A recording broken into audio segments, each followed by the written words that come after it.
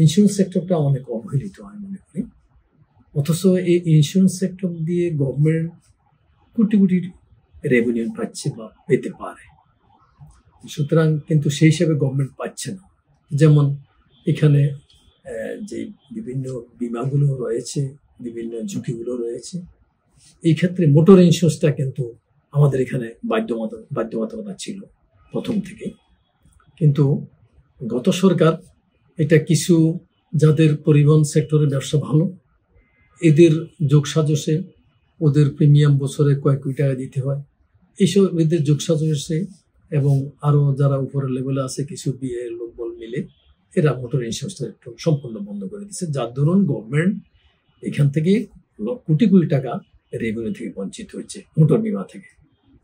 তো আমরা চাচ্ছি যে প্রায় 15 বছর যাবৎ এই সেক্টরটা একটা জায়গায় আবদ্ধ ছিল, আমরা এখান থেকে এই গণ্ডি থেকে বেরিয়ে আসতে চাই এবং বেরিয়ে আসে আমরা নিউ লিডারশিপের মাধ্যমে গভর্নমেন্ট যাতে আরো ভালো রেভিনিউ পেতে পারে সে দৃষ্টি আমি সেটাই প্রথমে দেখব। এবং আমি যদি নির্বাচন হতে পারি বিআইএতে, আমাদের মধ্যে আমি একটা ফ্রেন্ডশিপ এবং ফেলোশিপের মাধ্যমে এই খাতকে ডেভেলপ করতে পারবো ইনশাল্লাহ, এবং এটা ডেভেলপ করার জন্য আমি আপ্রাণ চেষ্টা চালিয়ে দেবো, সাথে সাথে যাতে গভর্নমেন্টও আরো অধিক থেকে অধিকতর রেভিনিউ পেতে পারে। এছাড়া ইন্স্যুরেন্সের আরো অনেকগুলো প্রবলেম রয়েছে আমাদের কোম্পানিগুলোর মধ্যে, বিশেষ করে এখানে আনহেলদি কম্পিটিশন। এই কম্পিটিশনগুলো আমাদেরকে বন্ধ করতে হবে। অনেক সময় আন্ডার রেটে ইন্স্যুরেন্স করা থাকে, সেটাও বন্ধ করতে হবে।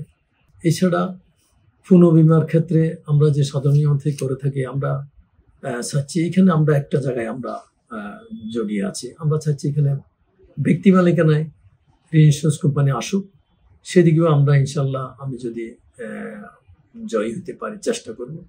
জয়ী না হলেও আমি চেষ্টা করব যে অন্তত সবাইকে নিয়ে আমরা এই কাজগুলো পরামর্শ দেওয়ার জন্য, যাতে বাংলাদেশে ইন্স্যুরেন্স সেক্টর একটা মাইল ফলক হিসেবে একটা রিমার্কেবল পজিশনে চলে আসতে পারে।